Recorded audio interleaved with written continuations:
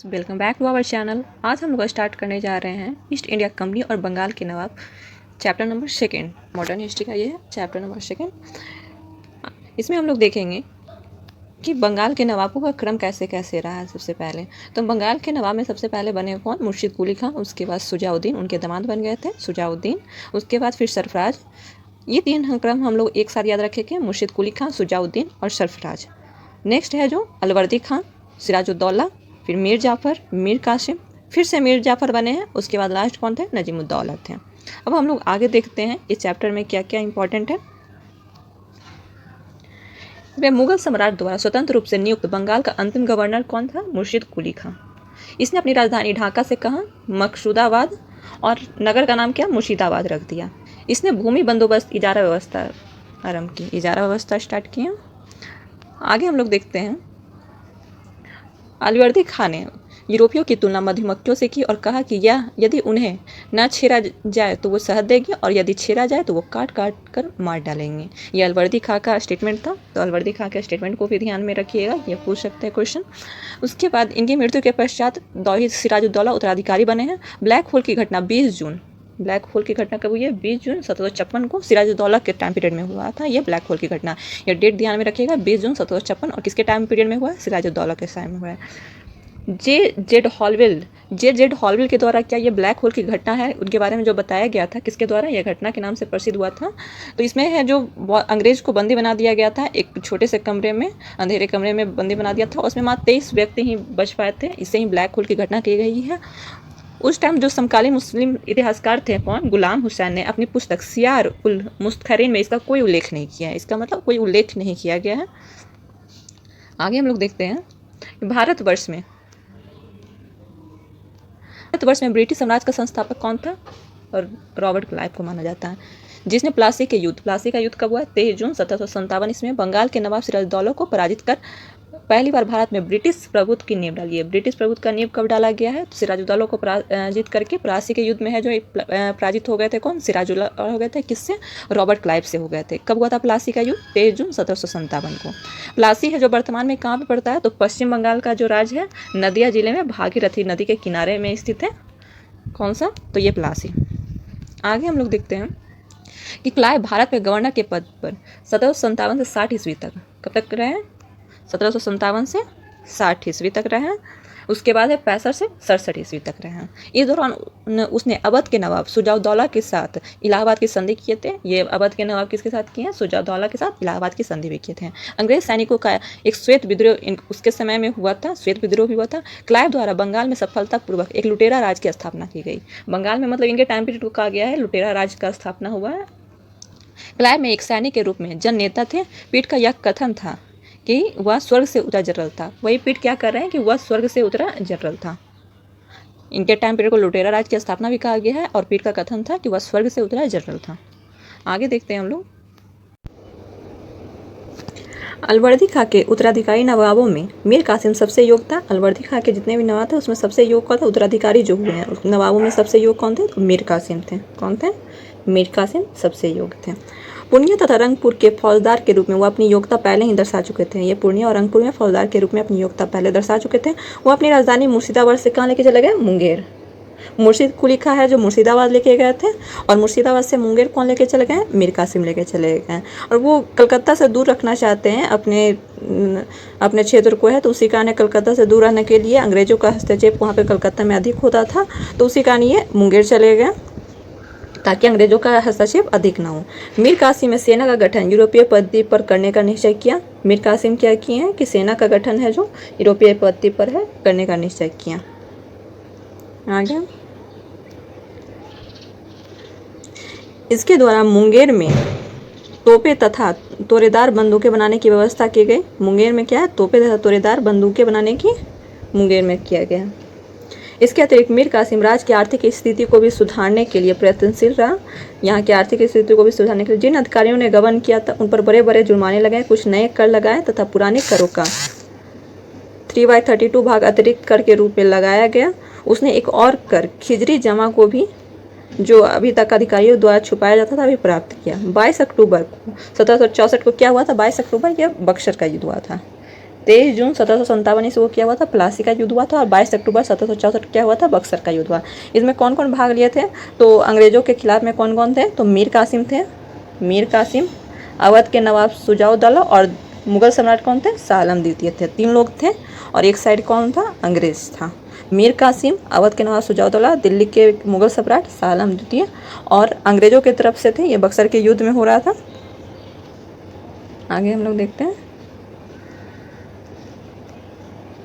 अंग्रेजों की तरफ से कौन थे बक्सर के युद्ध में, तो हेक्टर मुनरो, हेक्टर मुनरो थे अंग्रेजों की तरफ से। उसके बाद इस युद्ध में बेंसीटॉट बंगाल के गवर्नर थे। बेंसीटॉट क्या थे, बंगाल के गवर्नर कौन थे, तो बेंसीटॉट थे। इस युद्ध के परिणाम प्लासी के निर्णयों पर मुहर लगा दी, प्लासी के निर्णयों पर मुहर लगा दी। भारत में अब अंग्रेजों की चुनौती देने वाला कोई दूसरा नहीं था। अंग्रेजों को चुनौती देने वाला कौन था, कोई दूसरा नहीं था। इलाहाबाद तक का प्रदेश अंग्रेजों के अधिकार में आ गया। इलाहाबाद तक का जो प्रदेश था वो किसके अधीन हो गया, तो अंग्रेजों के अधीन हो गया। दिल्ली विजय का मार्ग खुल गया। मेन क्या था फोकस, हम लोगों को दिल्ली पे कब्जा करना था, तो दिल्ली विजय का भी क्या हो गया, मार्ग खुल गया। बक्सर का युद्ध भारतीय इतिहास में निर्णायक युद्ध रहा है। बक्सर का युद्ध जो रहा है भारतीय इतिहास में निर्णायक युद्ध रहा। बक्सर युद्ध के समय बंगाल का नवाब कौन था, तो बंगाल के नवाब, बक्सर युद्ध के समय बंगाल के नवाब कौन थे, बक्सर युद्ध के समय बंगाल के नवाब मीर जाफर थे। और गवर्नर पूछेगा कौन, तो बंगाल के बक्सर युद्ध के इस टाइम गवर्नर कौन थे, तो गवर्नर थे बेंसीटॉट थे और बंगाल के नवाब कौन थे, मीर जाफर था। तो दिल्ली का शासक कौन था, शाह आलम द्वितीय था। इलाहाबाद की दूसरी संधि शाह आलम को अंग्रेजी संरक्षण, ये यहाँ पे गलत ये लाइन है कि 2 संधियाँ हुई थी। बक्सर के युद्ध हुआ था, उसके बाद 2 संधियाँ हुई थी। प्रथम संधि हुआ था किसके साथ हुआ था, शाह आलम द्वितीय के साथ, और दूसरी जो संधि हुई थी सुजाउद्दौला के साथ हुई। तो ये ध्यान रखिएगा कि पहली संधि किसके साथ हुआ था, तो मुगल सम्राट,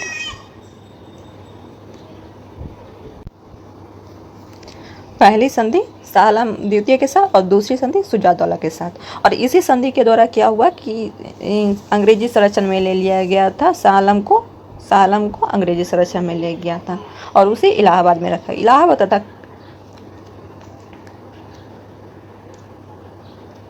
इलाहाबाद तथा करा के जो क्षेत्र नवाब ने छोड़ दिया वह शाह आलम को मिला, मतलब जो क्षेत्र छोड़ दिया गया वो शाह आलम को मिल गया। 12 अगस्त 1765 को अपने फरमान द्वारा मुगल बादशाह शाह आलम द्वितीय ने कंपनी को बंगाल, बिहार और उड़ीसा की दीवानी अस्थायी रूप से दे दी। कि कहाँ की बंगाल, बिहार और उड़ीसा की दीवानी है जो अस्थायी रूप से दे दी। यही संधि हुई थी 12 अगस्त 1765 ईस्वी में हुई थी।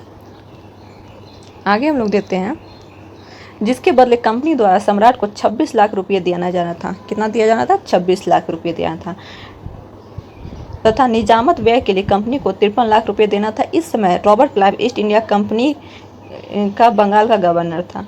देखिए 2 पॉइंट इसमें बंगाल के गवर्नर से याद रखिएगा। जिस टाइम बक्सर का युद्ध हुआ था उस टाइम कौन थे गवर्नर थे, तो बेंसीटॉट थे। लेकिन जब बक्सर का युद्ध समाप्त हुआ और जब संधि हुई तो संधि किसने करने का काम किसने करवाया था, तो रॉबर्ट क्लाइव के द्वारा हुआ था।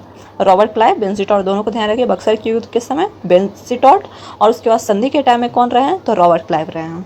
इसी समय बंगाल में द्वैत शासन की शुरुआत हो गई है और रॉबर्ट क्लाइव के द्वारा ही क्या लाया गया था, द्वैत शासन। ये कब से कब तक चला था, तो 1765 से 72 ईस्वी तक चला था। द्वैत शासन किसके द्वारा लाया गया था, तो रॉबर्ट क्लाइव के द्वारा। और फिर 72 में है जो वारेन हेस्टिंग के द्वारा इसे समाप्त कर दिया गया था। कंपनी ने दीवानी कार्य के लिए 2 उप दीवान बनाए गए थे। बंगाल में मोहम्मद रजा खां, ये याद रखिएगा, और बिहार के लिए राजा सिताब राय। शाह आलम द्वितीय का संपूर्ण जीवन आपदाओं से ग्रस्त रहा।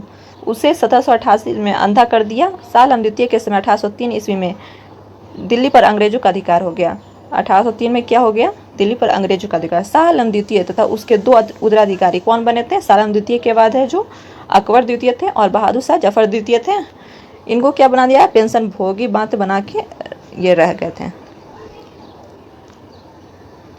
1765 ईस्वी में अंग्रेजों द्वारा सिलहट की दीवानी प्राप्त की गई तथा बर्मा युद्ध के बाद स्कॉट द्वारा सिलहट को जयंती और गारो क्षेत्र से जोड़ने के लिए सड़क निर्माण किया जाने लगा, जिसके विरोध के स्वरूप इन पहाड़ियों पर रहने वाली खासी जनजाति ध्यान रखिएगा, लोगों ने अपने नेता तीरथ सिंह के नेतृत्व में विद्रोह कर दिया। के एम पनिक्कर ने कहा क्या 1765 से 72 तक कंपनी में बंगाल में डाकू का राज स्थापित कर दिया। यही रॉबर्ट क्लाइव के द्वारा है जो द्वैध शासन पद्धति लेके लाया गया था, जिसकी वजह से 1765 से 72 तक उसको कैंप पनिकर द्वारा कहा गया डाकों का राज स्थापित कर दिया। अब आगे हम लोग देखते हैं कि इसमें कौन कौन से क्वेश्चन पूछे गए हैं। निम्नलिखित में से कौन सा एक मुगल सम्राट द्वारा नियुक्त बंगाल का अंतिम गवर्नर था? तो मुगल सम्राट द्वारा नियुक्त अगर पूछेगा कि नियुक्त बंगाल का अंतिम गवर्नर कौन था, तो मुर्शिद कुली खान, मुर्शिद कुली खान रहे। नेक्स्ट क्वेश्चन देखते हैं। निम्नलिखित में कौन सा युद्ध था जिसने भारत में ब्रिटिश प्रभुत्व को प्रारंभ किया? तो प्रारंभ करने का काम कौन किया? प्लासी का युद्ध। मतलब स्टार्ट हुआ है ब्रिटिश प्रभुत्व का स्टार्टिंग जो पीरियड था वो प्लासी का युद्ध। प्लासी का युद्ध कब हुआ? 23 जून 1757 को हुआ था। और किसके किसके बीच हुआ था? रॉबर्ट क्लाइव और सिराजुद्दौला के बीच हुआ था, जिसमें सिराजुद्दौला की हार हो गई थी। नेक्स्ट है, सिराजुद्दौला लॉर्ड क्लाइव द्वारा परास्त हुआ था किस युद्ध में? तो प्लासी का युद्ध में। प्लासी का युद्ध में परास्त हो गए थे। नेक्स्ट है, भारतवर्ष में ब्रिटिश साम्राज्य का संस्थापक कौन है? तो ब्रिटिश साम्राज्य का संस्थापक माना जाता है किसे? रॉबर्ट क्लाइव को। इनका कार्यकाल कब से कब तक रहा था? तो 1757 से 60, फिर 65 से 67। किसे स्वर्ग से उत्पन्न सेना नायक कहा गया है? तो रॉबर्ट क्लाइव को। स्वर्ग से उत्पन्न सेना नायक किसे कहा गया है? Robert Clive. नेक्स्ट क्वेश्चन है, प्लासी का युद्ध मैदान कहाँ स्थित है? तो पश्चिम बंगाल। पश्चिम बंगाल में प्लासी का युद्ध का मैदान कहाँ पे है? तो पश्चिम बंगाल में। प्लासी का युद्ध लड़ा गया था तो 23 जून 1757। निम्न में से किसने अपनी राजधानी मुर्शिदाबाद से मुंगेर ले गया? तो स्थान क्या था? मीर कासिम के द्वारा मुर्शिदाबाद से मुंगेर ले गया था। और ढाका से मुर्शिदाबाद कौन लेके गया था? मुर्शिद कुली खान। और मुर्शिदाबाद से मुंगेर मीर कासिम। सबसे अधिक निर्णायक युद्ध जिसने अंग्रेजों के भारत में प्रभुत्व को स्थापित किया? तो सबसे निर्णायक अगर पूछे भारत में प्रभुत्व स्थापित करने का काम सबसे स्टार्टिंग में कौन किया? प्रारंभ किया था कौन? प्लासी का युद्ध। लेकिन सबसे अधिक निर्णायक युद्ध कौन सा अगर पूछता है तो बक्सर का युद्ध। कौन सा हो जाएगा? बक्सर का युद्ध। नेक्स्ट देखते हैं, अंग्रेजी ईस्ट इंडिया कंपनी द्वारा लड़े गए निम्नलिखित युद्धों में कौन सा सर्वाधिक निर्णायक था? तो निर्णायक अगर पूछ रहा है तो ये हो जाएगा बक्सर का युद्ध। इंग्लैंड की ईस्ट इंडिया कंपनी की भारत में प्रथम निर्णायक सैन्य सफलता मानी जाती है, तो सबसे अगर निर्णायक अगर है तो कौन सा है? तो बक्सर का युद्ध। निम्नलिखित में से कौन सा युद्ध भारत में अंग्रेजों के आधिपत्य की स्थापना की दृष्टि से सबसे महत्वपूर्ण समझा जाता है? तो बक्सर का युद्ध।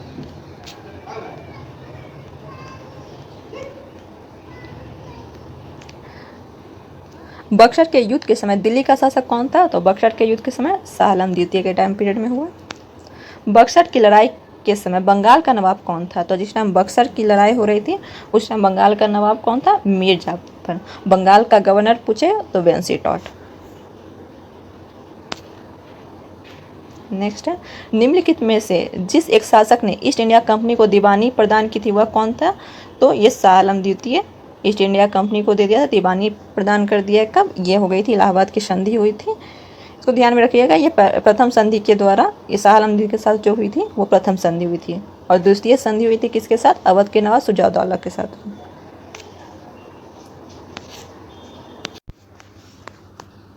नेक्स्ट क्वेश्चन है, 1765 ईस्वी में ईस्ट इंडिया कंपनी को बंगाल की दीवानी किसने प्रदान की थी? तो मुगल सम्राट। मुगल सम्राट द्वारा क्या हो गया कि बंगाल की दीवानी प्रदान कर दी गई थी किसे? ईस्ट इंडिया कंपनी को। नेक्स्ट क्वेश्चन है,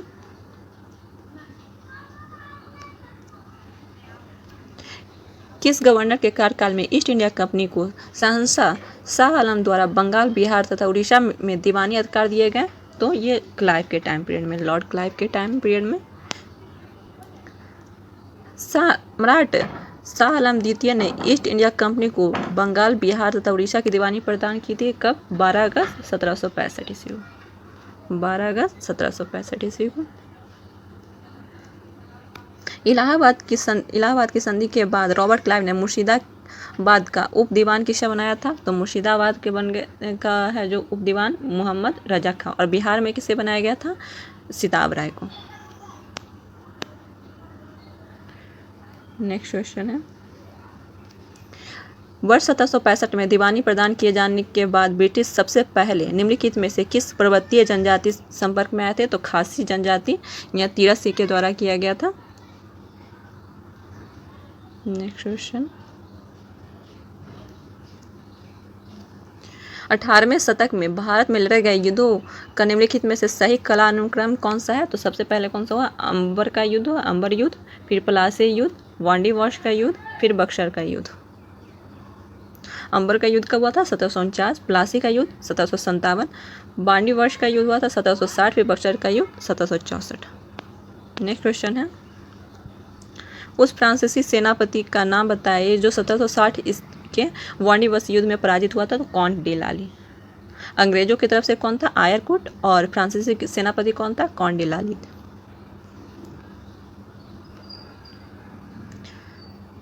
वांडी वॉश का युद्ध कब हुआ था? 1760 में। इसमें आया था ब्रिटिश ने फ्रेंच को हराया था, ब्रिटिश ने फ्रेंच को हराया। निम्नलिखित में से कौन सा युग सही सुमेलित है? तो इसमें बक्सर का युद्ध मीर जाफर विरुद्ध क्लाइव था, ये गलत है। मीर कासिम था विरुद्ध क्लाइव का। तो वांडी वॉश का फ्रांसीसी विरुद्ध ईस्ट इंडिया कंपनी, ये सही सुमेलित है।